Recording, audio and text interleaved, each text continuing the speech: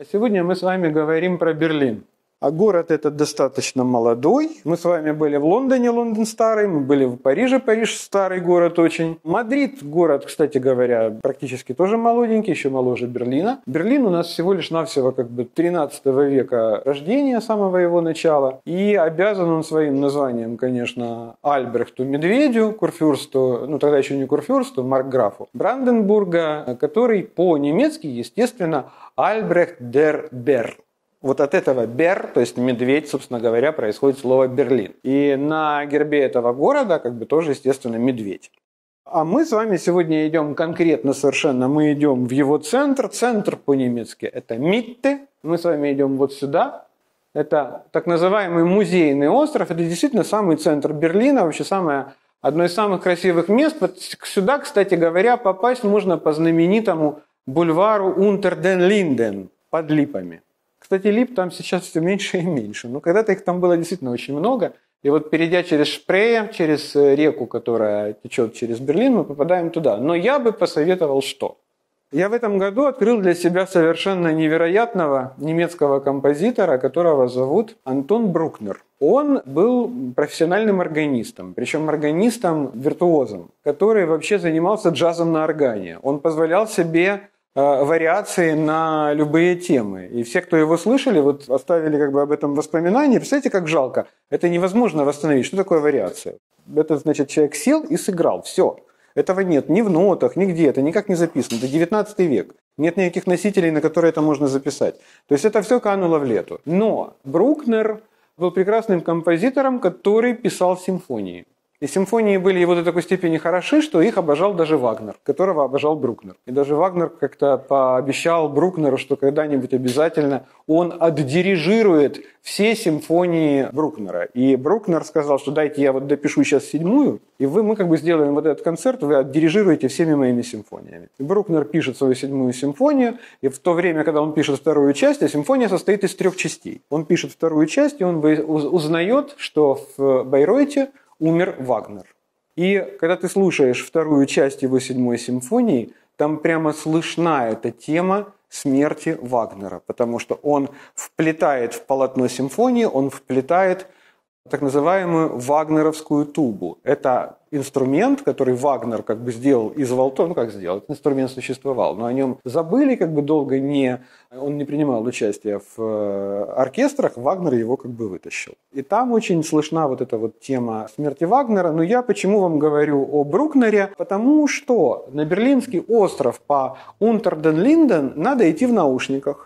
Прямо с утра. Почему с утра? Потому что здесь уйма музеев. Их надо все посетить обязательно. Они обязательны к посещению. А в наушниках у вас должна играть. Вообще это удивительно, понимаете? Могут быть 8-я симфония, 7-я, 25-я, 43-я, 158-я. У Антона Брукнера есть 0-я симфония. Почему она 0-я, я не знаю. Но она именно 0-я. И у вас в наушниках должна играть первая часть 0-й симфонии, потому что, во-первых, это абсолютно немецкая музыка. Это музыка марширующего интеллектуала.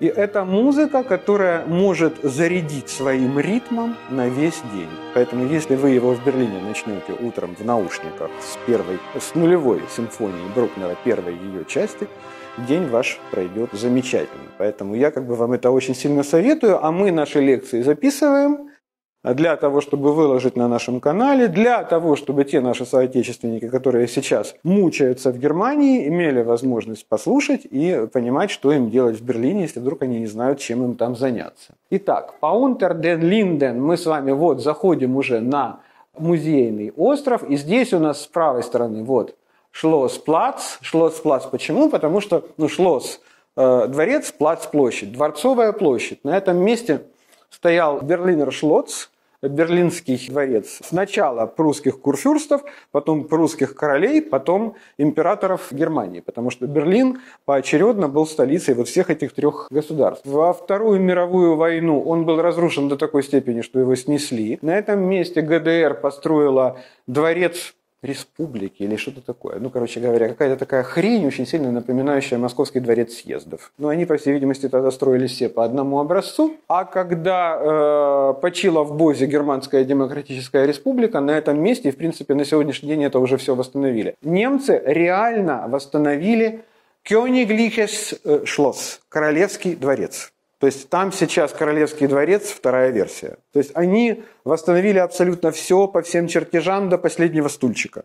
Ну, немцы умеют это делать. С левой стороны у нас здесь Берлинер дом, это Берлинский кафедральный собор. А, еще, извините, вот когда вы здесь еще идете по Унтер-ден-Линден, вы двигаетесь к музейному острову, у вас вот тут, в этом месте, это дворец кронпринцев. Здесь жил наследник престола. Но интересно то, что с 1920-х годов здесь был организован первый в мире музей современного искусства. Вообще, Берлин на музее, конечно, просто славен. Вот это вот на самом кончике музейного острова, это так называемый музей Боде, вот это Пергамский музей, или Пергамон его еще называют, так проще, конечно. Это старая национальная галерея. Это новый музей, это старый музей. Ну, в принципе, здесь все подписано, поэтому Америку, конечно, я вам тут не открываю. Ну, давайте немножко теперь пройдемся по этим музейчикам. Это самый кончик, вот этот вот северо-западный, получается, конец музейного острова. Эта ротонда, она является входом в музей Боде. Собственно говоря, музей этот, когда он был основан, он не был музеем имени Вильгельма Боде, а он был музеем имени Фридриха III. Удивительный совершенно мужик. Это второй германский император, сын Вильгельма I, который занимал престол примерно с марта по июнь. То есть, он не процарствовал даже года. Это был рак.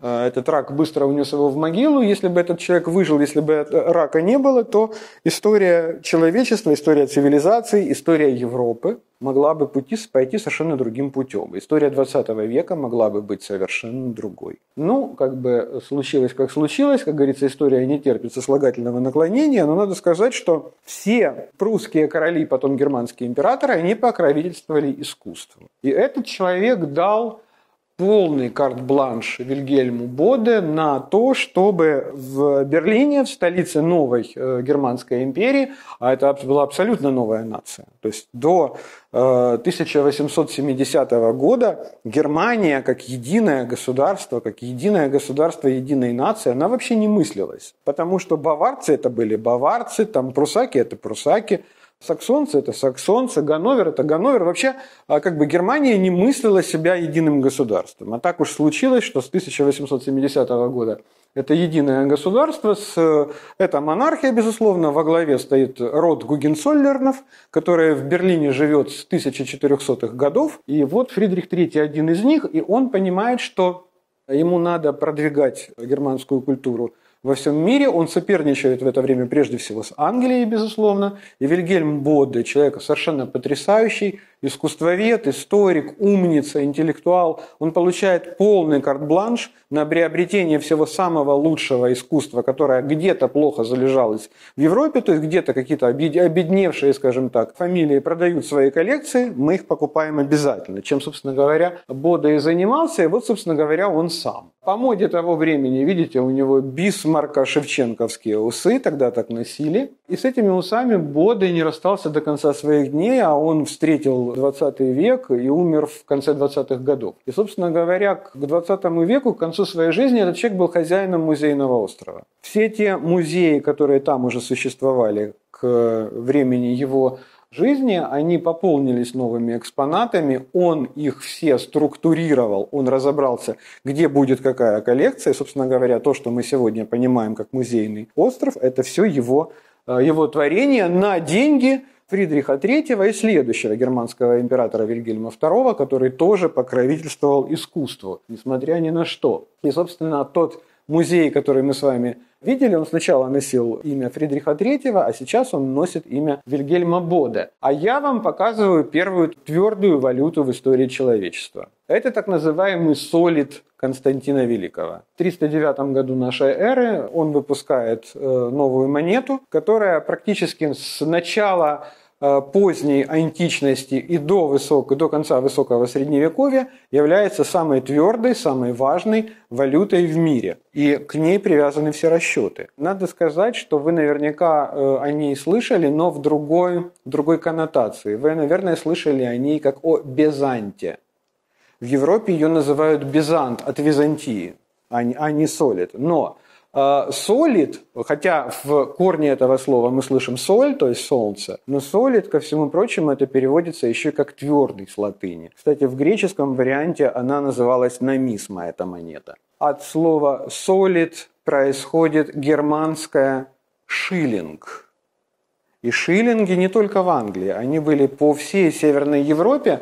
И теперь я вам уже показываю шиллинг времен королевы Елизаветы I английской, который оправлен вот в такое украшение. Это было модой. Это была мода среди состоятельных людей использовать деньги как украшение, что у нас этого как грязи, понимаете, мы можем себе позволить из этого делать сережки, кулончики и вообще все, что захотим. Ну и вот такой вот шиллинг королевы Елизаветы, он пошел на вот это вот украшение. Я вам сейчас показываю экспонаты музея Боде. И в музее Боде, кроме вот этих вот монет, а мы с вами сейчас пройдемся прежде всего по монетам, по медалям даже, я бы сказал бы. Там представлено византийское искусство, там представлена раннесредневековая скульптура. Я захотел вам показать эту медаль. Это Рим начала 17 века, точнее середина 17 века. Это эпоха папы Александра VII. Почему я вам это хочу показать? Потому что вы здесь уже видите все то, к чему мы в Риме привыкли. Потому что Сан-Пьетро-ди-Рома, он выглядит сейчас ровно так же, как и в середине 17 века. Вот эта вот колоннада Бернини, которая и сейчас опоясывает как бы эту площадь в преддверии Ватикана, обелиск, который там также и стоит. Единственное, что вот эти вот фонтаны, здесь он один. Но их сейчас два, и один находится вот в этом месте, другой в этом. То есть слева и справа. Их перенесли. Это все сейчас по-другому. А вот этой лоджии, вот прямо в этом месте, ее сейчас нет. Ее снесли. Несмотря на то, что это Джан Лоренцо Бернини. Ее снесли, потому что здесь в этом месте проспект, который идет прямо к замку Святого Ангела. Ну, это совершенно волшебная вещь. Вообще, как бы медали барочной эпохи, они необыкновенно прекрасны. Но представьте себе, это золото, да, и в этом золоте вот так вот выполнены вот эти вот волосы, там еле-еле видны усики, там брови и ресницы Луи XIV. Это французский король Луи XIV, тут даже написано Франция и Наварра. И хочу перейти уже к старому музею. И все вот эти вот названия, старый музей, новый музей, все это, ну, как бы достаточно условно. Он почему старый? Потому что он один из самых первых музеев, которые появляются в этом месте. И представьте себе, что Германии еще нет. Есть королевство Пруссия. Есть прусский король Фридрих Вильгельм III, который не очень успешен, потому что ему все время мешает спокойно жить Наполеон его грандиозными планами, а еще у него жена красавица, которая нравится всем, начиная от Наполеона и заканчивая российским Александром. И он только и делает, что ее отвлекает от всего вот этого, отвлекает он ее прежде всего искусством. И вот он один из первых вообще королей, монархов Европы, да, который понимает, что надо людям дать возможность видеть искусство. И сюда переезжает королевская коллекция, которая вся, ну, скажем, прямо еще в это время достаточно банальненькая, потому что она собиралась, естественно, опираясь на вкусы монархов, которые не были ни искусствоведами, ни знатоками искусства, потому что покупали как бы для своего собственного удовольствия только то, что им нравится, но тем не менее. В результате в их музее оказались все-таки уникальные вещи. И вот это одна из самых уникальных вещей этого музея. Да, это не картина, безусловно. Наверное, некоторые из вас скажут, что это современное искусство. Нет, это не современное искусство. Что вы? Это 8 век до нашей эры. И смотрите, что интересно. 8 век до нашей эры – это век, в котором живет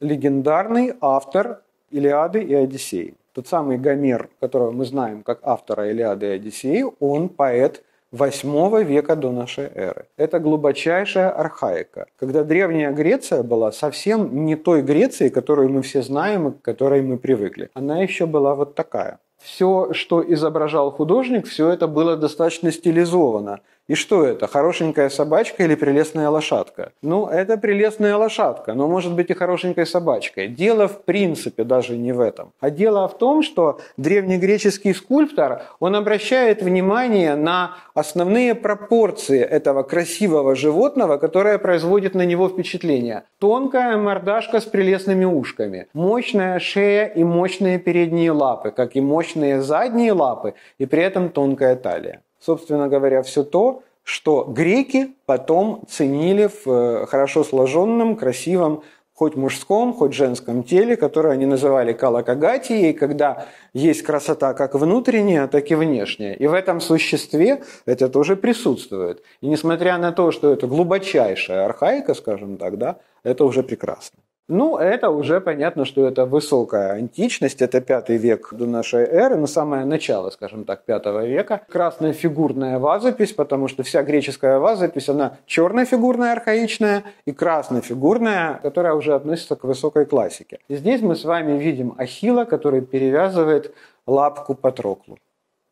Очаровательная совершенно сцена, которая, безусловно, полна эротизма, внутреннего, как бы понятного грекам. Но, ко всему прочему, здесь есть еще ровно то, о чем говорит Христос, что вот такая вот дружеская любовь – это самое важное и самое ценное, что может быть в мире, потому что она абсолютно бескорыстна. Но я хочу обратить ваше внимание вот на что. Помните знаменитый фильм «Троя», где у Брэда Питта есть Патрокл, безусловно, который значительно его моложе и которого Брэд Питт тренирует. Так вот, все было точностью да наоборот. Патрокл был старше Ахилла.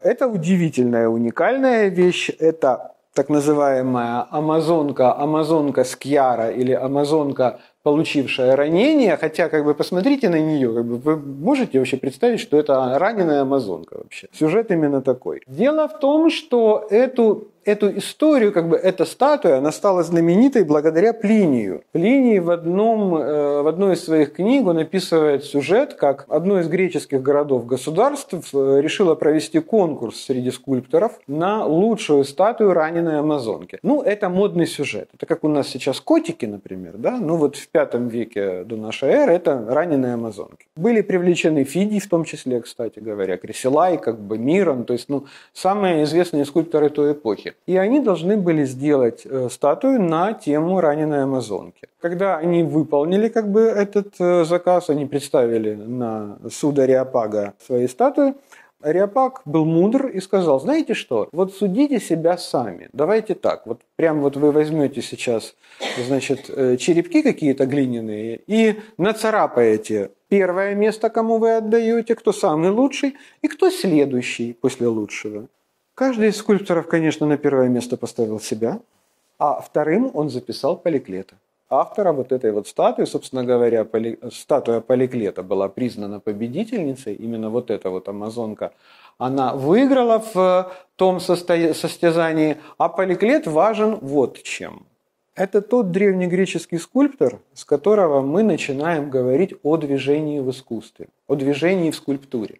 Он создал и прописал, что очень важно, он даже написал трактат на эту тему, поэтому Малевич не первый, кто начал пояснять вообще, что он изображает. Он написал трактат, в котором он назвал свое открытие контрапостом. О чем идет речь? Он заметил, что если у нас фигура человека опирается на какую-то ногу, вот как я сейчас, предположим, на правую, да, то закономерность заключена вот в чем. Бедро правой ноги стремится к плечу правой руки. Бедро левой ноги уходит от плеча левой руки. А позвоночник в этот момент изображает вот такую вот дугу. Если я хочу сделать следующее движение, да, перейти как бы, вот сделать шаг, у меня, я сейчас, конечно, это утрирую, у меня сейчас происходит все с точностью до наоборот. Левое бедро поползло к левому плечу, правое плечо уползло от правого бедра. Вот такую, казалось бы, очевидную ерунду, которую каждый из нас знает с детства, Поликлет, первый среди великих скульпторов, заметил в V веке нашей эры и, собственно говоря, отразил и в этой статуе в том числе. Потому что, смотрите, она стоит на правом бедре, у нее правое бедро как бы тянется к к правому плечу, но при этом как бы рука ушла туда наверх, поэтому для нас это не очевидно. А во всем остальном все именно так, как я вам сейчас это рассказал. Насколько она раненая, я не знаю, но прекрасна она безусловно. Конечно же, если есть старый музей, то надо обязательно построить новый музей. И сын Фридриха Вильгельма III, Фридрих Вильгельм IV, строит на музейном острове новый музей, потому что коллекция расширяется, появляются артефакты из Африки, из Америки, с севера Европы, из Греции, из Месопотамии. Но самое главное, самая модная штука в XIX веке – это коллекция египетских древностей. И эта коллекция египетских древностей, она, безусловно, разрастается. И именно при Фридрихе Вильгельме IV в этом музее выстраивается вот эта зеленая ротонда, в которой была выставлена египетская коллекция. Но когда приходит начало XX века, когда Людвиг Борхард в Египте, а точнее в Амарне, а точнее в деревне Тер-аль-Амарна, раскопал бюст царицы Нефертити, то это помещение, конечно, отдали тут же под него, потому что он, безусловно, уникален. Сама по себе история этой находки, она сама по себе приключенческий роман. Потому что все европейские археологи, которые ведут раскопки в Египте, у них договор с египетской администрацией о том, что Каирский музей имеет право приехать на раскопки, и вот все, что вы нашли, отобрать то, что им нравится, забрать, и все остальное, забирайте к себе в Европу. Археолог, который ее обнаружил, он так мастерски заболтал египетского инспектора, который занимался вот этим вот отбором, так обратил внимание его на другие артефакты, которые удалось извлечь из египетской пустыни, что вот этот вот бюст Нефертити, он вообще остался незамеченным и спокойненько уехал себе в Германию. Но это я вам сейчас так по-быстренькому рассказываю. История, конечно, там была несколько дольше. Но давайте посмотрим на нее поближе, на эту красавицу. Имя Нефертити переводится, как мы сегодня считаем, именно так. Красавица пришла. Ее муж, который, как мы бы сейчас сказали в девичестве, был Аменхотеп IV, но когда стал фараоном и произвел ту реформу религиозную, благодаря которой мы все его очень хорошо знаем, и стал Эхнатоном, где появляется имя бога Атон, он переименовал всех своих жен, их было много, и главную свою жену, царицу, естественно, и Нефертити стала Нефертатон, и переименовал всех своих дочерей. А у них так получилось, у них были сплошные дочери с Эхнатоном. Там вообще очень сложная история. Дело в том, что не исключено, что после смерти Эхнатона на какое-то время Нефертити становится вторым в истории Египта женщиной-фараоном. Я понимаю, что я сейчас занимаюсь эквилибристикой по родам, но так получилось, что в истории Египта была царица Хатшепсут, которая в XVI веке до нашей эры объявила себя мужчиной. Стала носить мужские церемониальные украшения фараона, вот эту вот накладную бородку.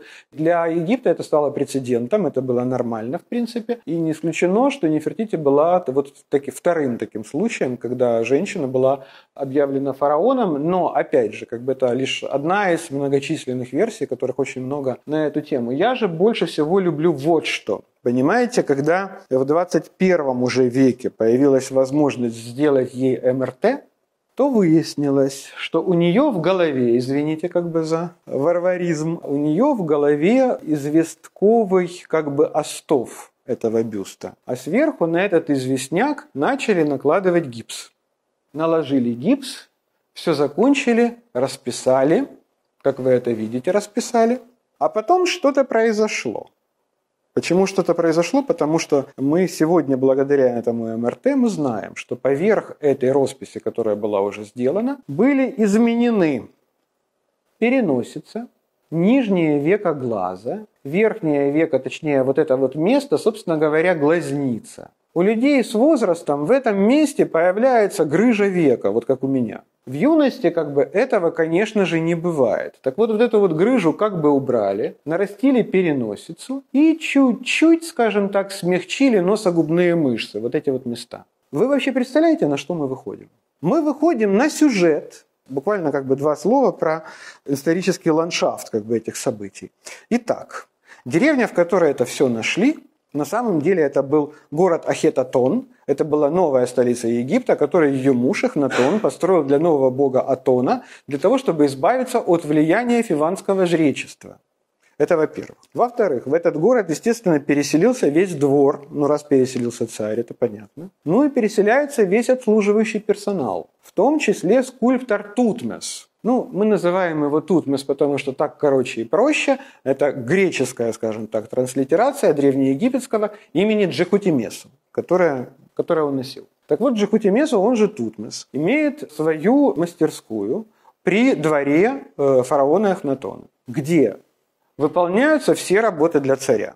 Что это за бюст, для чего он сделан, почему она одноглазая? Потому что это эталон. Этот эталон, с него делаются слепки и рассылаются по всему Египту. Вы помните, в нашей традиции, особенно в советское время, да и сейчас тоже, у каждого начальника в кабинете висит портрет вышестоящего начальника. Это обязательно. Египет – это первая цивилизация, которая знает бюрократию. То есть у губернатора города Затрапезнинска в египетской пустыне обязательно в кабинете должен стоять бюст царя и царицы. Поэтому ему отправят слепок с эталона, там на месте по этому слепку сделают и поставят ему бюсты царя и царицы. Вот для чего, собственно говоря, это делается. Почему у нее один глаз, а не два? Зачем делать два, всем понятно, какого цвета глаз. Это же эталон.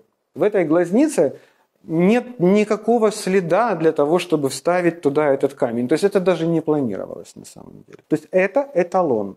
И вот представьте себе, если мы сталкиваемся с такой вот пластикой, которая возникает, по всей видимости, потому что... я сам художник. Если у меня что-то получилось, что я буду переделывать? Пока ты не сталкиваешься с заказчиком, который говорит: ой, а давайте тут дорисуем вот это, что-нибудь такое. Я говорю: ладно, давайте дорисуем. Представьте себе, Тутмес ждет заказчицу у себя в мастерской. Приезжает она, выходит из золотых носилок. Все падают мордой в песок, естественно. Она ж следует туда, в мастерскую. Там тоже все лицами в песок. А для нас это важно, кстати, запомните лица в песок. А ее встречает Тутмес, он показывает ей, она спрашивает, довольны ли вы, все ли в порядке. Она уже далеко не девочка, и она понимает, что хотелось бы, конечно, выглядеть моложе, и она задает простой вопрос: а нельзя ли чуть-чуть? Конечно, можно, он говорит. И говорит: и вот тут немножко. Да, конечно, говорит, в чем вопрос? И вот тут немножко. Так, понятное дело. И они договариваются, она довольная уходит. Он берет, все это исправляет, там срезает, там добавляет гипс и заново красит. Вы понимаете, благодаря МРТ мы, в принципе, с вами видим это кино. Оно становится реальностью. Но так получилось, что после смерти Эхнатона, после смерти Нефертити, уже в тот момент, в те времена, скажем так, когда к власти приходит их преемник Тутанхамон, который, мы не знаем, он какой-то племянник, он какой-то родственник или он тупо зять, потому что не исключено, что он просто зять. Мы точно знаем, что он женат на дочери Нефертити и Эхнатона, которую звали Анхисептуамон. Тогда еще Анхисептуатон. Важно то, что Тутанхамон попадает под влияние старого фиванского жречества, которое рассказывает ему о том, что Эхнатон и вся эта компания, они вероотступники, они еретики. Возвращайся, мальчик, в Фивы, будешь нашим королем. Забудь, Ахетатон, все прекращаем всю эту ерунду с реформой. И Тутанхамон, по всей видимости, на это соглашается. Или соглашается не сразу, или не соглашается. Но мы точно знаем, что в 19 лет он умер. Это ж мы знаем точно. А вот следующий фараон точно соглашается. И едет в Фивы, чтобы уже не экспериментировать. А что происходит в Ахетатоне? В Ахетатон фиванское жречество присылает свою армию, и эта армия просто-напросто сносит этот город, стирает с лица земли, уничтожая все. Когда Борхард обнаружил эту мастерскую скульптора Тутмеса, то он в ней обнаружил огромное количество изображений фараона Эхнатона, просто разбитых молотками. То есть это было видно, что их не то что уронили, их именно поразбивали. А в мастерской пол был песчаный, то есть пола не было, был песок. И это было достаточно разумно, потому что все материалы, с которыми они работали, они были хрупкими. Представьте себе, алебастровый бюст падает на мраморный пол. Что будет с алебастровым бюстом? не будет алебастрового бюста. И когда Борхард, раскапывая слегка песок, обнаруживает ее затылок, то становится понятно, что она упала лицом в песок, как тот персонал, который ее встречал. И только благодаря этому она сохранилась, ее не разбили, ее не тронули. О ней, по всей видимости, забыли. Но интересно то, что Борхард считает, что у нее на голове парик. Что вот это вот синий головной убор, это вот так вот заложенные волосы, либо искусственные, либо натуральные, украшенные вот так, как они украшены. Здесь у нас был священный урей, который означал царский сан, который, естественно, отбился. Ну, на сегодняшний день, скажем так, египтологи не уверены все-таки, что это парик, думают, что это все-таки такой вид короны. А это Пергамон, Пергамский музей, если угодно. Вы же имеете в виду, что я вам сейчас рассказываю исключительно о том, что ни в коем случае нельзя пропустить в этих музеях. Все остальное тоже интересно. В том же самом новом музее безумно интересное искусство Африки. Но я, честно говоря, к нему достаточно равнодушен и плохо его знаю, поэтому я вам о нем не рассказываю. У нас не академическое искусствоведение, я абсолютно субъективен. Я вам рассказываю исключительно то, что мне нравится. Если вы там найдете для себя что-то ценное, важное и интересное и расскажете нам, то я думаю, мы все будем счастливы. Пергамский музей был построен под Пергамский алтарь. Пергам – это небольшое государство в Малой Азии на юго-западе турецкой Анатолии, нынешней. Если кто-нибудь из вас был в Бодруме, то это чуть-чуть восточнее от Бодрума, но там же на территории Южной Анатолии. И само вот это вот здание с вот этими лапами, видите, оно как бы повторяет очертания пергамского алтаря, который здесь выставлен, и который, конечно же, безусловно, это самый важный экспонат Пергамского музея. Мы точно не знаем, это 3 век до нашей эры или 2 век до нашей эры. Казалось бы, какая ерунда, в конце концов. Нет, не ерунда, это важно. Это важно, потому что это имеет отношение к именам, к фамилиям, к школам, к манерам, к стилям, ко всему тому, в чем мы очень любим копаться и разбираться. Но так получилось, что на сегодняшний день, скажем так, договоренности по этому поводу нету. Пергам – это было небольшое, скажем так, государство. Сначала на развалинах империи Александра Македонского возникают государства его диадохов, его полководцам. Македония, Сирия Селевков и Египет Птолемеев. И вот когда селевкиды чуть-чуть ослабевают поводья, Пергам как бы откалывается от огромной территории селевкидского государства и становится, скажем так, отдельным полноценным княжеством со своей собственной династией во главе. И там строится вот этот алтарь, который посвящен победе пергамян над галлами, над теми самыми кельтами, которые живут и жили в то время в той самой Галлии, которую мы с вами сегодня называем Францией. Потому что так получилось, что галлы, они расселились сначала по всей Европе, потом во время переселения народов они попали туда на запад. Но в это время они находятся в Малой Азии, они кочуют, у них гастроли, они ищут, где бы им осесть. И вот их разбив,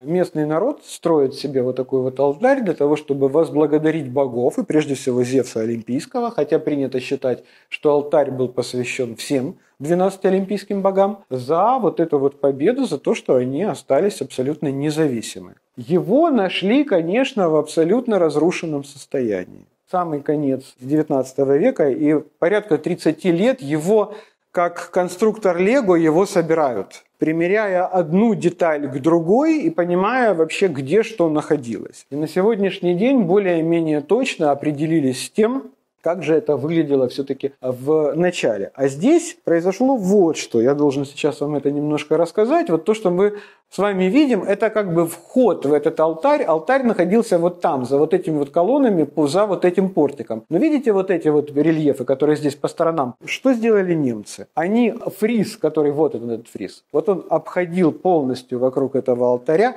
Они его как бы вывернули наизнанку и расположили на стенах этого зала. Это гигантомахия. Слово «махе» с древнегреческого – это битва. И киевские и харьковские гимназисты до революции изобрели уникальное местное слово, которое звучит как «махач», то есть подраться между районами. Вот этот вот махач происходит здесь между олимпийскими богами и титанами. Титаны – это хтонические существа, это дети богини Геи, она здесь, кстати говоря, тоже будет, то есть богини Земли, которые восстали против богов. И здесь, как принято считать, что вот это вот Зевс, кстати, одно из немногих изображений Зевса, где он не абсолютно обнаженный, потому что это уже эллинистический период, это 3 или 2 век до нашей эры, когда появляется вот эта вот мода на легкую полуобнаженность, поэтому богов вот так вот слегка как бы пытаются одеть в какие-то гематии.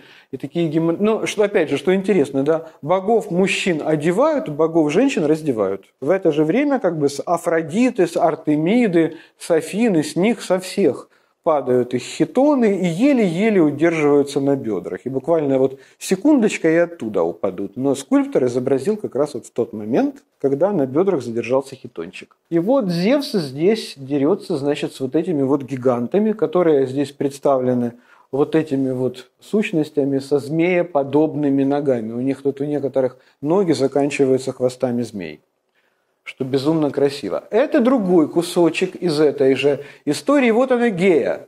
Она больше всех остальных, она протягивает руку к своей внучке, к Афине. Это Афина, которая вот держит за волосы одного какого-то гиганта. Здесь она, значит, щитом отодвигает какого-то другого. Вот у него как раз здесь видно, что нога переходит вот в этот змееподобный хвост, и у него там крылья за спиной. То есть, в принципе, вы же поймите, что это проблемы в семье.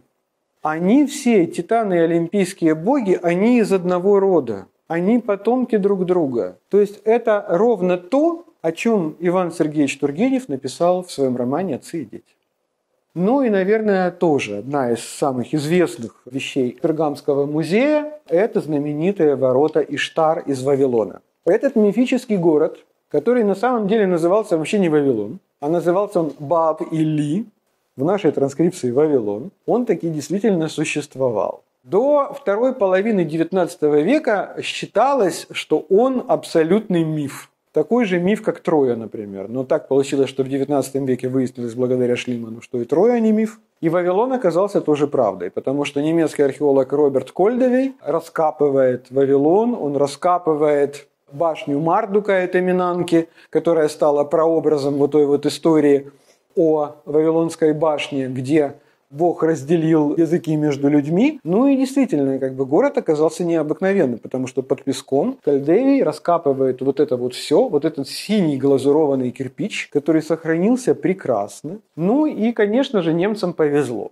Повезло в том смысле, что им удалось спокойненько вот это все вывести в Германию, в Берлин. В конце 20 века, если не ошибаюсь, Германия подписала соглашение, которое подписал еще целый ряд европейских стран, которое позволяет не передавать на географическую родину предметы античного искусства. То есть позволяет англичанам оставить у себя мраморы Парфенона, позволяет немцам оставить у себя ворота Иштара, Пергамский алтарь, Лувру оставить себе египетскую коллекцию, ну и так далее. Хорошо ли это, я не знаю, но я вам хочу сказать, что то, как сохранились, скажем так, мраморы Парфенона в Британском музее, несоизмеримо лучше, чем то, как они хранятся сейчас в Афинах. Поэтому, наверное, для них это, безусловно, лучше.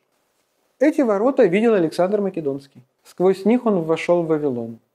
Вот представляете, попадая туда, глядя на этот кирпич, глазурованный синий, на котором изображены лошади, драконы, быки, всякие мифические существа, вот вы видите ровно то, что видел он и его армия, когда входили в Вавилон. Вы же знаете, да, он сделал Вавилон столицей этого огромного государства, который в результате своих походов он завоевал, и в Вавилоне, кстати говоря, он умер. Это все перевезли сюда, в Берлин. Здесь это все было заново собрано, поэтому, конечно же, это реконструкция. Здесь идут прям вот такие вот синие глазурованные стены Вавилона, невероятной совершенно высоты, они невероятно декоративные. Это очень красиво. То есть мы с вами сейчас, в принципе, говорим про крепость. Понимаете, что это ворота крепости, которые должны были сдерживать врага. Но даже вот это оборонительное сооружение сделало так, чтобы враг просто охренел от этой красоты. И 10 раз подумал, надо ли это разрушать вообще и пускать баллистику по такой красоте. Вавилон очень старый город. На тот момент, когда туда пришел Александр Македонский, ему около 2500 лет уже. А вот эти вот ворота, как бы они там существовали всегда, но не в таком виде. В таком виде их оставил Навуходоносор II. Вавилонский царь, который правил Вавилоном примерно за 300 лет до Александра Македонского. Навуходоносора мы еще с вами знаем благодаря потрясающей опере Джузеппе Верди, которая называется «Набуко». Это о нем же. А еще это тот царь, который якобы построил для своей жены Семирамиды знаменитые висячие сады Вавилона. Жены Семирамиды у Навуходоносора не было никогда, я вам хочу сказать. А вот висячие сады действительно в Вавилоне были. Это правда.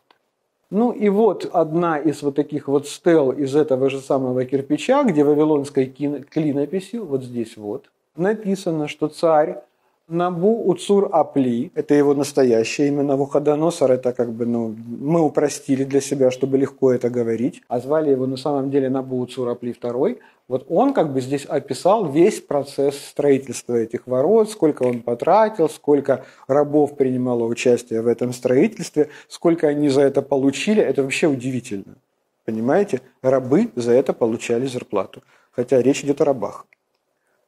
Ну и, наконец, мы с вами переходим к старой национальной галерее. Старую национальную галерею нам с вами строит уже следующий король, Фридрих Вильгельм IV, вот он здесь прямо так на лошади. И я хочу, чтобы вы обратили внимание на архитектуру. Вот согласитесь, что это уже напоминает не Древнюю Грецию, это уже похоже на Древний Рим. И в это время все древнеримское в страшной моде. У нас с вами в живописи процветает академизм. А академизм весь построен на античном искусстве и прежде всего на древнеримских сюжетах, потому что он их очень сильно любит.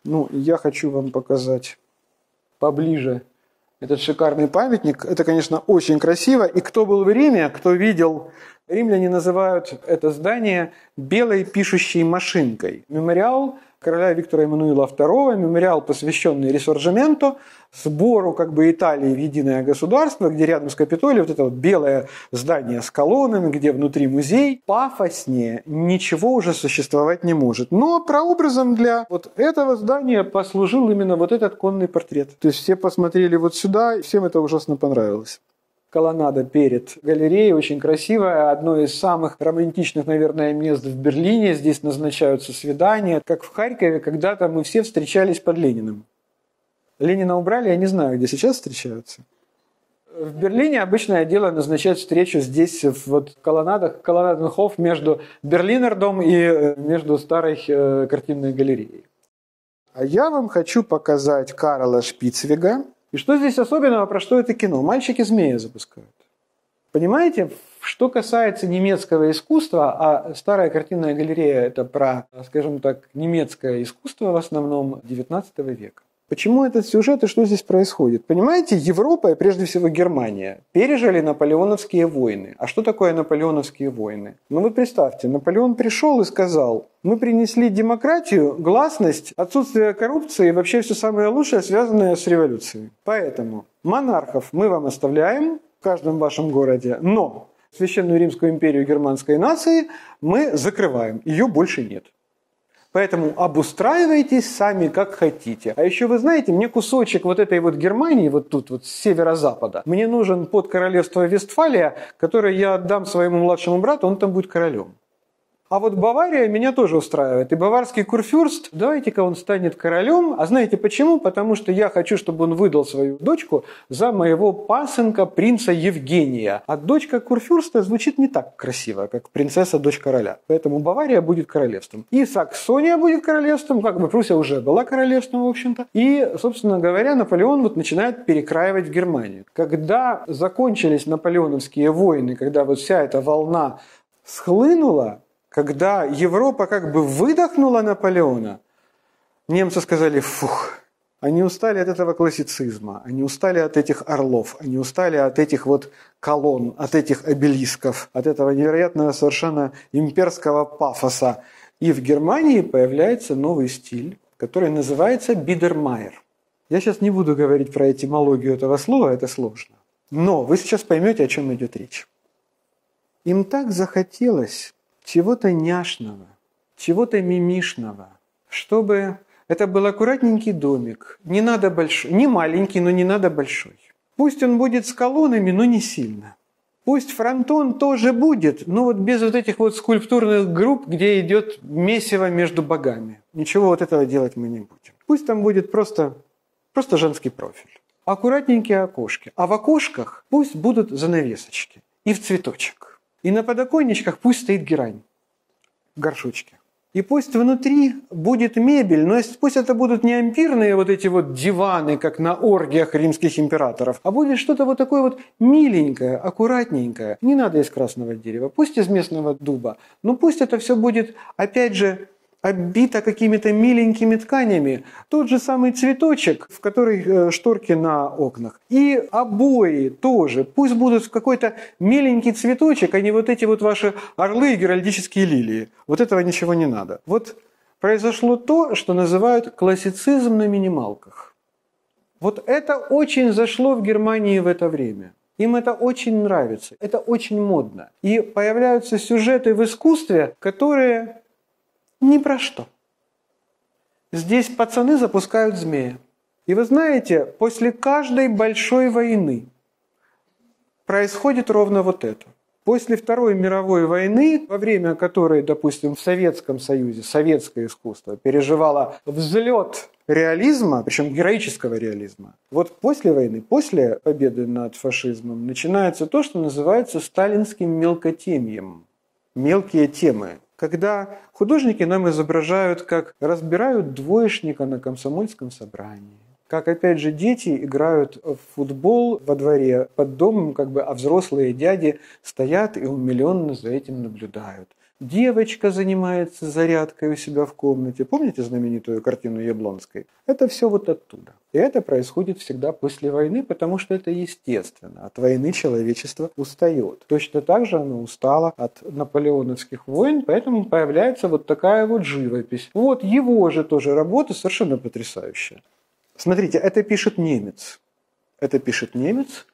Немец пишет нам англичан на раскопках Помпеев. То есть это английские туристы, которые посещают Помпеи под Неаполем. Как раз в это время, в начале XIX века, там начинаются первые раскопки, раскапывают Помпеи. И это главный, скажем так, туристический маршрут всех интеллектуалов Европы. Поехать посмотреть, как же все-таки жили древние римляне, потому что там же все сохранилось. Понимаете, как нам этих англичан пишет немец? А почему он их нам так пишет? Согласитесь, здесь есть доля иронии, вот в трактовке всех этих персонажей. Вы понимаете, что немец в XIX веке думает сам про себя? Его как немца не существует, потому что есть прусаки, баварцы, ганноверцы и так далее. Но немец, вот общая такая нация для всех германцев, появляется в тот момент, когда немцы говорят: а мы Англией правим. Во главе Англии стоит ганноверская династия. Ганноверский король по совместительству король Англии. И до сих пор, в принципе, Чарльз III, представитель той самой немецкой линии ганноверских королей. Она все так же продолжается. Прервала эту всю историю Виктория Александрина, королева Виктория, которая, когда стала английской королевой, то выяснилось, что по законам Ганноверского королевства монархом в Ганновере не может быть женщина. Так разделились Ганновер и Англия. И немцы очень сильно переживали по этому поводу. Пожалуйста, вот там почти такое карикатурное изображение англичан, как они могут относиться к античности. Вот видите, вот этому товарищу вообще неинтересно. Ему тупо жарко, потому что, представьте, лето, Неаполь, еще южнее чуть-чуть. А эти еще там что-то читают, кто-то что-то рассказывает. Это уникальный художник, удивительный. Если когда-нибудь вам попадется его портрет работы Бальдини, Джованни Бальдини, то вы увидите классического часовщика. Вы никогда не подумаете, что это художник. То есть это или профессор математики, или часовщик. Но при этом этот человек, рост которого был 1,40 м с копейками, он создал то, что мы сегодня называем немецкой исторической живописью XIX века, но при этом он все равно был певцом все того же Бидермайера, вот стиля, о котором мы с вами говорим. А здесь, конечно же, Германия постепенно становится, ну, скажем так, главной индустриальной страной Европы, и перед вами абсолютно заказная вещь, которая называется циклоп. И здесь речь идет, безусловно, про доменную печь, над которой колдуют абсолютно все люди. Ну и да, это заря капитализма в Германии. Это его же работа, Гогенцоллерны его обожали. Здесь он пишет отъезд на фронт прусского короля Вильгельма I. Вот он сидит в фаэтоне, вот в этом месте. Он со своей женой, с роскошными бакенбардами. С ним прощается Берлин. Он едет на фронт. Картина эта, конечно, написана уже сильно после победы. Да какой победы? Ведь под Седаном была полностью разгромлена французская армия Наполеона III, а через несколько месяцев в Версале немецкие принцы создадут Германскую империю. А прусский король Вильгельм, вот он станет первым германским императором. Увертюра к этим событиям вот эта картина Адольфа Менцеля. Это его же совершенно потрясающая вещь. Это Фридрих II, предок Вильгельма I, великий прусский король, который был прекрасным флейтистом, который развлекал свой двор тем, что он исполнял сложнейшие музыкальные произведения на флейте. Ему аккомпанировал его собственный оркестр. А во главе его собственного оркестра, вот он сидит за клавесином, собственный сын Иоганна Себастьяна Баха, который тоже был прекрасным композитором, прекрасным музыкантом. Ну и здесь абсолютно все портретные лица. То есть здесь и семья короля Фридриха, и его придворные, мы сейчас не будем. О них самое главное, что, согласитесь, это необыкновенно красиво. Но вы понимаете, создавая вот такие вот вещи, Адольф Менцель был еще тем трикстером, скажем так, и умел поиздеваться над своими заказчиками. Сейчас я вам покажу как. Эта картина, она большая, это большой метр. Эта картина называется «Суп на балу при дворе». Нормальные французы и итальянцы на балах устраивают фуршеты. Зефиры с шоколадом, да, то есть то, что легко, там, шампанское, там, какие-то бисквиты. Немцы люди серьезные, людей надо накормить, раз они к тебе пришли в гости и пришли к тебе на бал потанцевать. Их надо накормить, естественно, супом. И император не заботясь особенно о сложнейших туалетах дам, о том, что мужчинам надо придерживать сбоку сабля, у них еще, шляпа с плюмажем, которую надо держать под мышкой, которым надо удержать обязательно и вилки, и ножи, и ложки, и бокалы, и тарелки. Мы же не танцующие шивы, у нас не 6 рук, у нас только 2. Мы пытаемся все это удержать. Вот это роскошь. Ребята, красота необыкновенная. Вот я рекомендую просто уделить под это вечер. Опять-таки, дослушайте нулевую симфонию Брукнера, 2-ю и 3-ю часть, вот под эту вещь. Просто ее рассмотрите. Как они едят, это наслаждение. Это такое издевательство над людьми, над всеми вот этими фрачниками и эполетчиками.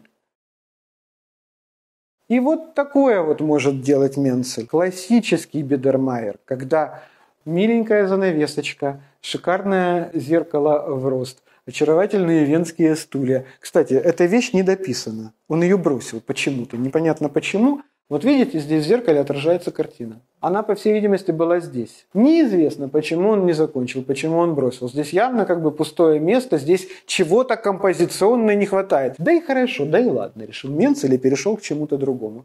Живопись необыкновенная. Это совершенно тициановская мазня в хорошем смысле этого слова. То есть он взял метлу и этой метлой начал махать по холсту, создавая вот такие невероятные поверхности, где у нас стулья – это реальная полировка. Опять же, эта вещь тоже менцелевская, есть в сети в хорошем разрешении, на нее стоит посмотреть обязательно, это очень красиво.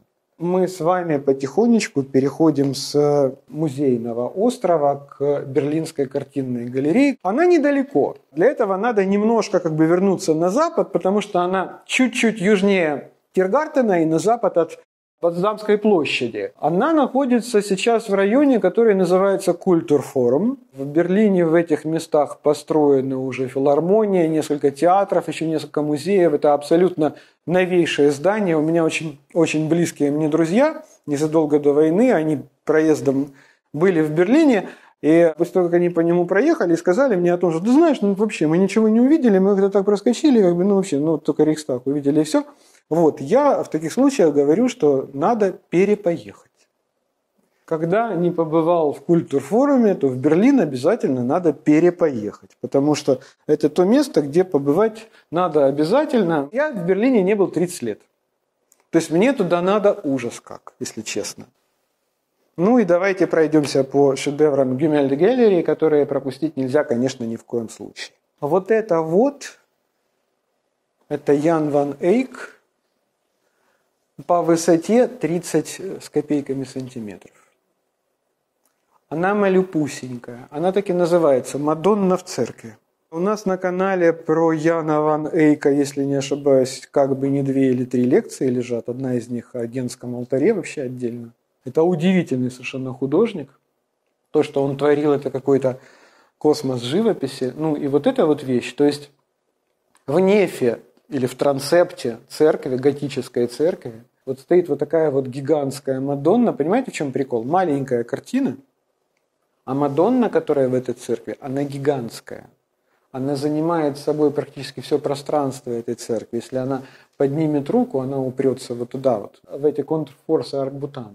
Ну и у нее, естественно, младенец на руках. И при всем при том, что это такая микроскопическая вещь, как здесь все прописано, обычно в таких случаях я говорю вытюкано, но у Ван Эйка это прописано. Это до такой степени элегантно, деликатно и красиво, здесь ни одного нет лишнего мазка. Это совершенно что-то удивительное. Ради него стоит туда, конечно, идти. Кстати, в нашем Харьковском художественном музее есть чудесная копия его Дрезденского алтаря. А его Дрезденский алтарь – это 3 створки, то есть центральная часть, да, и 2 створки, которые ее закрывают. Вот после войны, даст Бог, откроется музей, обязательно идите туда и посмотрите на это. Копия идеальная, я видел подлинник, поверьте мне, там вот как бы 1 в 1. Там просто, вот чувствуется Ван Эйк, чувствуется, что копиист, который это делал, он это делал с величайшей, с необыкновенной любовью, и сделано это, конечно, удивительно. Угадайте, кто? Иероним Босх, который на самом деле Ерун ван Акен, знаем мы с вами его как Иеронима Босха, и это одна из его самых известных вещей. Это святой Иоанн Богослов на Патмосе пишет свой апокалипсис. Интересно здесь вот что. Иоанн Богослов на Патмосе в это время, в принципе, был, наверное, глубоким стариком так под 90, но Босха это же не интересует. Ему самое главное донести до нас вот это вот представление о божественном вдохновении, которое его посещает, благодаря чему он пишет, собственно говоря. Это откровение, как некий магический, мистический текст, наверное, один из самых магических вообще в корпусе Нового Завета. Ну и, естественно, здесь не может не обойтись без всяких чудиков, которые Босх обожает. Причем вот в этом принято считать, что он изобразил себя. То есть вот у этого существа как бы вот есть там лицо, и некоторые искусствоведы утверждают, что это Босх. Откуда они это взяли? Я не знаю. Но я вам это сообщаю. Это одна из немногих картин Босха, где нет совы. У Босха всегда на картине где-то в ветках, там неважно где, есть сова. Здесь совы нет. Как ни ищите, не найдете. Но здесь есть достаточно иллюстративного материала к самому откровению, потому что, естественно, ангел, куда без него, жена, одетая в солнце, и вон он, тот самый Вавилон, о котором вещает нам Иоанн Богослов. Если честно, не самая моя любимая вещь Босха, у него, конечно, много есть гораздо интереснее, но, по всей видимости, это Босх достаточно ранний, как я думаю. Это Жан Фуке. Его знаменитый Милонский алтарь, который, на самом деле, он диптих, потому что есть еще вторая створка к этому всему удовольствию, где изображена Мадонна, которая кормит грудью младенца, но она находится в Антверпене, а в Берлине в картинной галерее находится вот эта часть, где Этьен Шевалье представлен со святым Стефаном. Дело в том, что Этьен и Стефан это одно и то же. То есть Этьен – это французский вариант имени Стефан, а Стефан у нас первомученик. Его вообще забили камнями. Понимаете, вот чтобы далеко никуда не ходить, что делает Фуке? Он нам изображает этот камень прямо на Евангелие, которое держит Стефан. Все понятно. Мало того, у него здесь струйка крови. Она так красиво течет. И она такая настоящая, она такая естественная. И вот эта вот вещь, она подкупает своей, как принято говорить, кинематографичностью. Ты на это смотришь, как на кадр из художественного фильма. Причем хороший кадр. А, кстати, Этьен Шевалье, у нас, вы будете смеяться, он казначей. Причем очень богатый казначей, и о котором все современники говорят, что это был невероятно щедрый и невероятно честный человек, и богатство которого зиждется исключительно на том, что он умел услужить королю, и он умел зарабатывать на доходах. Наши с вами казначеи сейчас зарабатывают на расходах. В 15 веке принято было для благородного человека нормальным зарабатывать на доходах. Особенно, если это чиновник. Ну, а это, конечно же, Альбрехт, наш великий, гениальный, потрясающий дюрер. Дюрер во всей красе, как он умел, как он любил. Потому что волосы, борода, мех, то, как это изображал дюрер в живописи, это необыкновенно. А зрачки глаз – это вообще отдельное удовольствие. А там отражается вообще все, включая мастерскую комнату, в которой дюрер это писал. Но, опять же, я, честно говоря, считаю, что живопись дюрера – это, скажем так, хорошая раскраска. Это не та живопись, которую мы знаем и любим, а во всем остальном, конечно, дюрер абсолютно прекрасен. Но вот его соперника в Гемальде-Геллере, его и больше, и здесь он полнее представлен, и это, конечно же, Лукас Кранах-старший. И здесь аж целых 2 зала, и здесь, наверное, самые важные его работы, которые он создавал, как по заказу своих саксонских курфюрстов, так и других заказчиков. Вот это вот, кстати говоря, вот с этой стороны, это его копия одного из алтарей Босха, который он сделал, я о ней тоже рассказывал в лекции, которая была здесь, но Кранах ее, скажем так, он ее улучшил, потому что он, когда делал копию с Босха, он как бы сам себя спрашивал, а как это так, на заднем фоне, там далеко, там в 35 метрах от нас изображено дерево, береза, и вот листочки не каждый написан. Это же неправильно. То есть Кранах изображает каждый листочек. Не говоря уже о том, что он посмотрел на Адаму и Еву, как их изображает Босх. То есть она плоскогрудая, он плоскозадый. Между ними вообще не может ничего возникнуть. Никакой химии, как решил Кранах. Поэтому у Кранаха это с такой грудью. Ева как бы тоже мускулистый Адам. То есть, вот это я понимаю, сказал Кранах. По всей видимости, остался собой очень доволен. Это одна из его ранних работ, это «Бегство в Египет». Про что это кино? Это кино про то, что царь Ирод начинает гоняться за младенцами, согласно легенде и истории, и святое семейство бежит в Египет от Ирода. Их, конечно же, сопровождают вот эти вот ангелята, которых здесь очень много. Они там набирают воду, они там поймали птичку, там порвут ее для того, чтобы сейчас из нее чего-то приготовить. Но здесь, конечно, самое интересное – это пейзаж. Нормальный палестинский пейзаж. Елочки, березки, травка, грибы здесь, кстати, есть. То есть все как положено. То есть мы все, кто были там в Израиле и в Палестине, мы, по всей видимости, просто как-то не застали всю эту красоту. Она до нас не дожила, мягко говоря. У него здесь абсолютно как бы такая вот условная Мадонна, хотя он очень любит писать женщин. Они у него очень хороши, как правило. Но у нее совершенно условное лицо. Но у нее потрясающие волосы, у нее удивительной красоты платье, вот все то, что он любит. Иосиф тоже ничего, но самое смешное, что здесь вот изображен замок. В этом замке есть окошко, на верхнем этаже одной из башен, на окошке за занавесочкой стоит горшок с геранью. Это совершенно потрясающая вещь позднего Кранаха. Кранах, вообще, вы знаете, он прошел через очень интересную эволюцию и контрэволюцию. С одной стороны, он в молодости переболел новыми веяниями, вот это вот все возрождение, сфумата, с перспективой пробовал играться, но ему не понравилось. Но потом, когда он вернулся в Германию и продолжал работать на своих заказчиков саксонских курфюрстов, которые ему сказали, что «Слушайте, Кранах, вот раньше как-то, вот хорошо было, золотые фона были, как бы на этих золотых фонах писали людей, нормальные люди, все как бы было красиво, никто не заморачивался со всеми этими новомодными как бы итальянскими штучками. Может, вот что-то такое будешь делать? Как бы. Он сказал, а что нет, если вы платите? Что, буду делать, конечно, и такое. Единственное, что, конечно, от золотых фонов он отказался, потому что он очень любил пейзажи, очень любил их прописывать, чтобы каждый листочек, каждая веточка, опять же, видите, вот там тоже замки. Вот в этих замках там тоже есть окошки, а в окошках тоже есть занавески. За занавесками, вы поняли, да? Кранах В отличие от своего современника Дюрера, который, как принято считать, влюблен искренне и бесповоротно в самого себя, что неправда, конечно, Кранах влюблен во все прекрасное, во все живое, во все молодое, и он певец женской красоты. Ну, извините, уж пел как мог. У Кранаха были большие проблемы с тем, что да, у него все женщины, они немножко такие вот как бы топорненькие, а еще нельзя ни в коем случае присматриваться к их рукам, потому что у них пальчики – это такие вот немецкие колбаски, которые подают к пиву из кислой капустой. Но при всем при этом на склоне своих лет Кранах пишет вот нам вот такую вот идиллию, в которой идет речь вот о чем. Здесь старые мужья, вот здесь вот в левой стороне, подвозят к этому источнику молодости и здоровья своих старых жен, которые, как старые клюшки, идут к этому источнику, которые опускаются в этот бассейн. И из этого бассейна, вот сюда в правую сторону, они выходят абсолютно помолодевшими, красивыми, юными, готовые как бы для новой, скажем так, не для вечной, а для новой жизни. И их здесь встречают уже молодые люди. Другие молодые люди.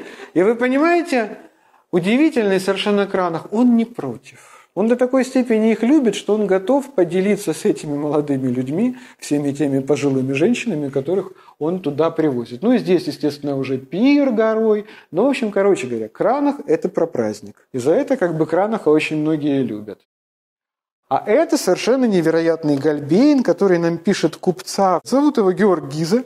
Этот портрет Гальбейн пишет перед его свадьбой, то есть он собирается сделать предложение. И своей избраннице он пошлет свой портрет для того, чтобы она убедилась, до какой степени он хорош собой. И эта вещь, она наполнена символами, потому что здесь абсолютно все. Вот это вот гвоздики, как бы в вазочке, они говорят о любви. Все эти предметы, записочки, которые здесь написаны, здесь так или иначе есть слово «любовь» или есть стихи о любви. Ну и, конечно же, он говорит своей избраннице о том, что я серьезный человек, на меня можно положиться, потому что я серьезный купец, ты будешь всю свою жизнь в достатке, ни о чем не беспокойся. А для женщины это важно, потому что ей же надо привести в мир ребенка.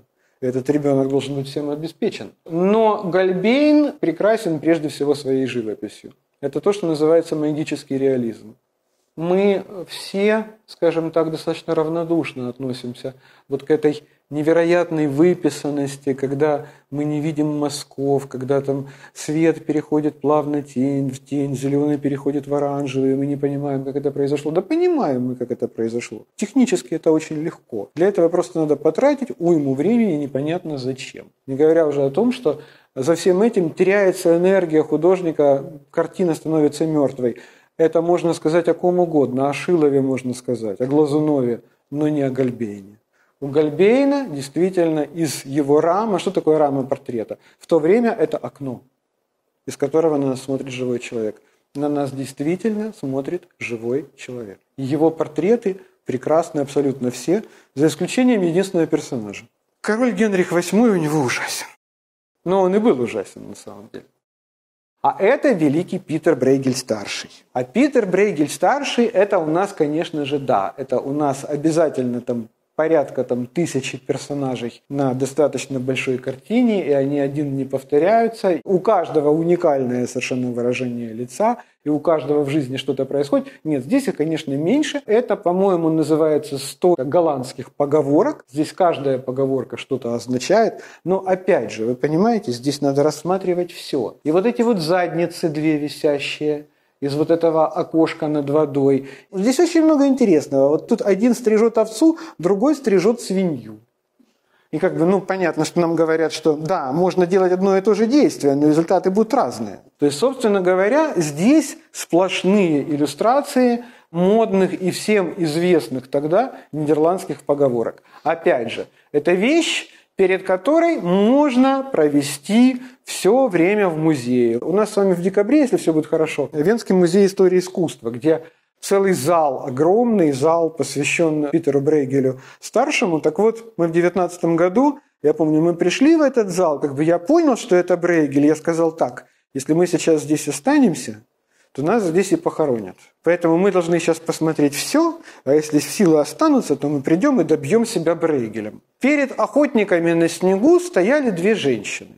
Мы прошли весь музей, мы посмотрели все, а он гигантский. Мы вернулись в зал Брейгеля, эти женщины продолжали втыкать в охотников на снегу. Поэтому мы сделали, я считаю, правильно. Вот точно так же и здесь. Перед этой картиной, что называется, можно прожить. Это, конечно, наш любимый Микеланджело да Меризи, которого все знают как Караваджо.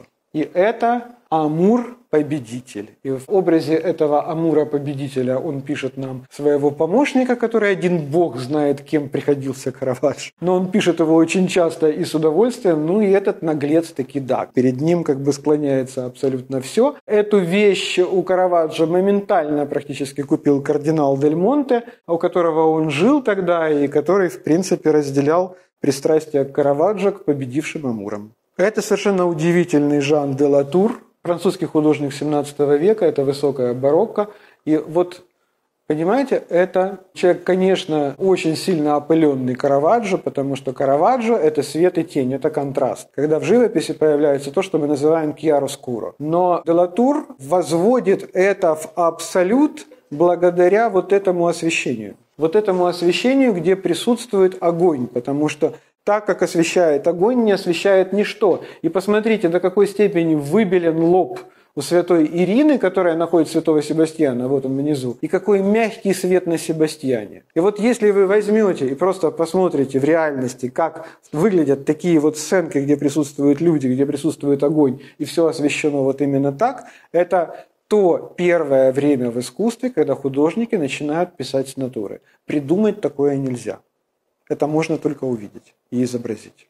А это, да, святая Ирина находит святого Себастьяна. Ян Вермеер Дельфтский. Это женщина, примеряющая жемчужное ожерелье. Вот у нее там в руках вот этот вот жемчуг. Она смотрит в зеркало, вот совсем небольшое зеркало, которое здесь висит. Смотрите, у нее горностаевый мех, да, у нее жемчужное ожерелье, малюпусенькое зеркало. О чем идет речь? Речь идет о том, что это эпоха, в которую большое зеркало в рост, если ты хочешь купить, то ты должен понимать, что оно стоит столько же, сколько стоит примерно, сколько стоит фрегат. Это очень дорогое удовольствие. То есть, в принципе, на этой картине самое дорогое, что изображено, это зеркало. Да и то, оно не изображено. Вы видите только раму от зеркала. Потому что изображать зеркало – это тоже дорого, и за это надо платить. По всей видимости, заказчик не очень хотел это делать. А вот за окно так сильно можно не платить. А заплатить за воздух, практически невозможно. А такой воздух, какой у Вермеера, в это время такого воздуха нет ни у кого. Вермеер в этом смысле абсолютно уникальный. Я вам честно скажу, это не самая любимая моя вещь Вермеера. Это та вещь, мимо которой, знаете, я так прошел и посмотрел и подумал, у всех бывают неудачи. Это нормально. Но вы понимаете, Вермеера так мало, его меньше 40 штук во всем мире, поэтому, конечно же, иметь его в своей коллекции – это тоже счастье. Я честно признаюсь, что у меня есть как бы любимцы. И среди этих любимцев, прежде всего, Веласкес – это он очень ранний, это он практически мальчик, как мальчик, ему 20 лет еще нет. То есть это очень ранний Веласкес. И оно вот все такое вот сухое, напыщенное, странное, недоделанное, корявое. И ты понимаешь, что даже Веласкес был корявым. И это нормально. И в юности такое увидеть просто счастье. Когда ты можешь себе сказать, что когда-нибудь ты тоже станешь таким же великим, как Веласкес. Потому что вот в своей юности ты пишешь не лучше, прям скажем, а скорее хуже. То есть, да, это ужасно. Это кошмарно. Но, вы понимаете, в этом все-таки есть очарование правды. Что, все мы были детьми, все мы были котятами, в конце концов.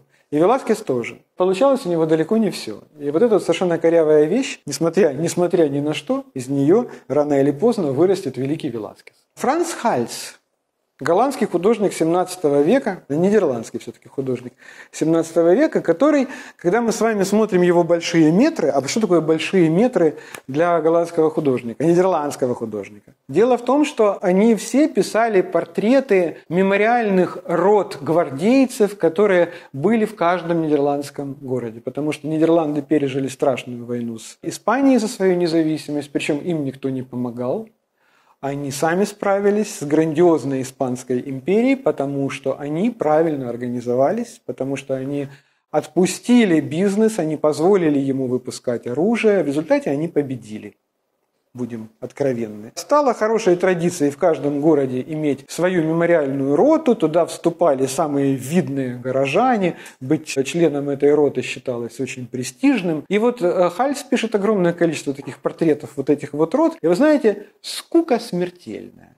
Это до такой степени неинтересно. И вот если бы нам не достались вот эти уникальные этюды Хальса, потому что, вы видите этюд, таких этюдов у него немного. В принципе, цыганка и лютнист в Лувре, в Париже, вот Мале Бабе в Берлине, и есть еще портрет такого насмехающегося кавалера, который находится в Лондоне в одной из галерей. Удивительная совершенно вещь. В принципе, если бы Хальс сделал только вот это, все, этого достаточно. Уже можно было бы ничего не делать. Уже как бы миру достался великий художник. Это, наверное, одна из его самых уникальных вещей. Вы понимаете, что это написано за 20-40 минут. Да, она небольшая, она вот такая. Но, вы понимаете, здесь есть характер, здесь есть живопись, здесь блестящий рисунок. Оно все наполнено вещественностью, потому что, согласитесь, мы понимаем, что на ней что-то шерстяное, при этом у нее совершенно батистовый вот этот вот воротничок и чепчик. И, конечно же, металлическая кружка. Мы вещественность всю эту чувствуем физически. Не говоря уже о том, что, это реально бухая баба. Она везде идет Мале Бабе или ведьма. Почему ведьма? У нее сова сидит на плече. Сова, кстати, калечная. Вот будем откровенны, она там как чучело сидит. И она там, композиционно, она, по всей видимости, ему там понадобилась, потому что я так думаю, что Хальс решил, что-то у меня пустой угол, надо туда что-то написать. Сову напишу. Это уникальная вещь. Насколько я люблю его цыганку, его лютниста, но вот это за 40 минут – это чудо. Какой же хороший музей без Рембрандта? Никакой.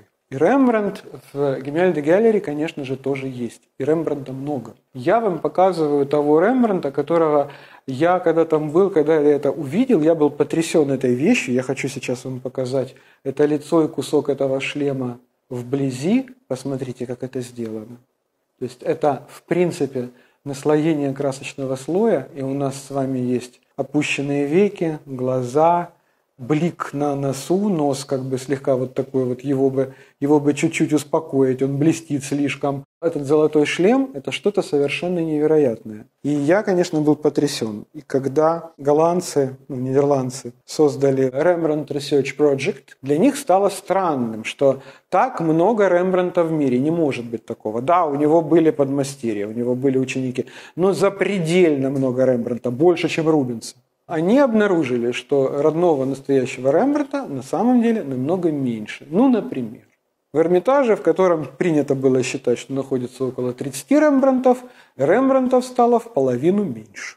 К моему ужасу, этот портрет мужчины в латах и шлеме в Берлине тоже был признан художником круга Рембрандта. Мы не знаем, кто это, но не Рембрандтом.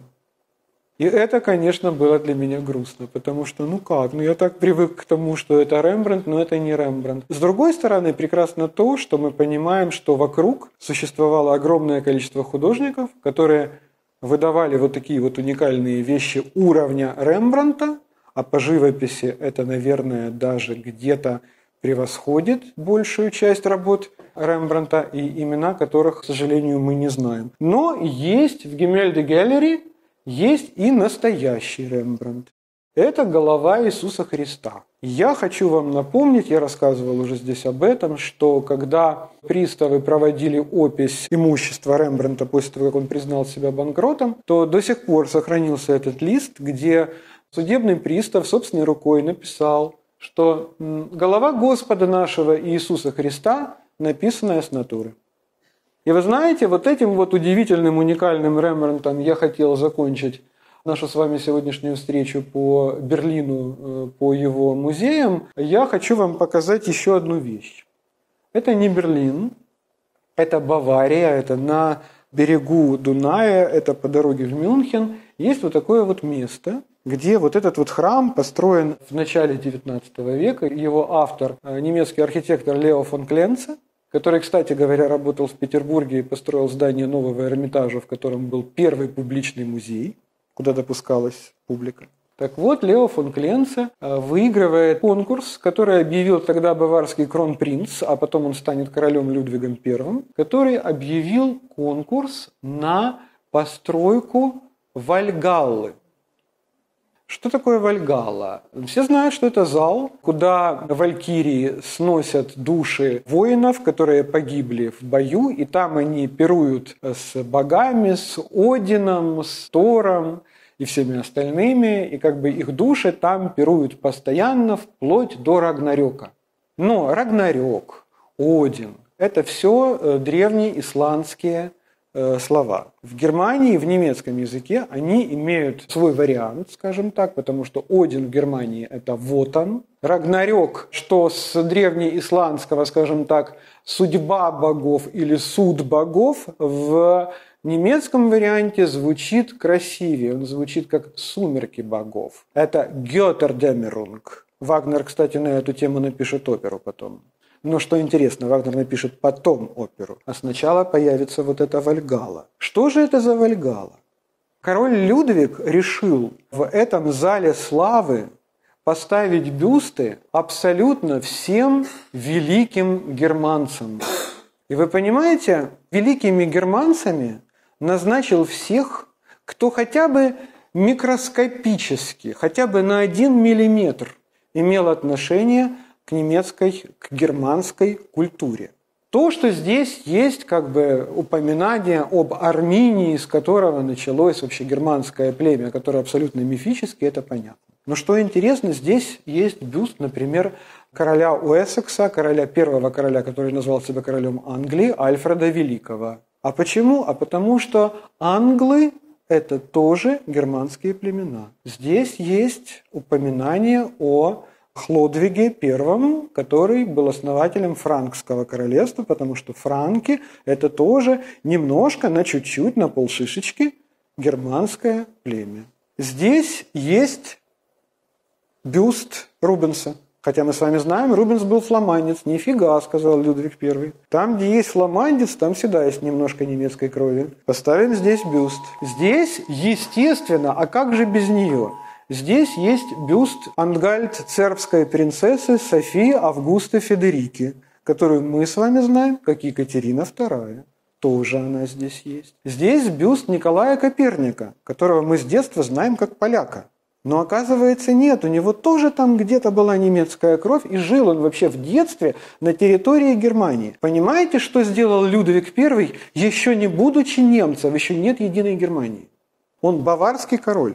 Он всех, кто имеет отношение к этой культуре удивительной германской, потому что есть равная ей славянская культура. Вот всех, кто имеет отношение к германской культуре, он засунул в эту Вальгаллу, и туда не зарастет народная тропа, там очень много туристов, туда добраться непросто, я вам хочу сказать. И это производит неизгладимое впечатление. И в принципе, то, что случилось с Германией, ее объединение, то, чем она стала в XIX, в XX веке и вплоть до сих пор, это все родом отсюда. Потому что германская культура оказалась абсолютно инклюзивной. Что я хочу сказать этой проповедью? Ничего. И все. Как написано в том самом Откровении Иоанна Богослова, портрет которого работы Босха мы с вами видели, кто имеет разум, поймет. Вот, и на этом я сегодня хочу закончить, если вы не возражаете.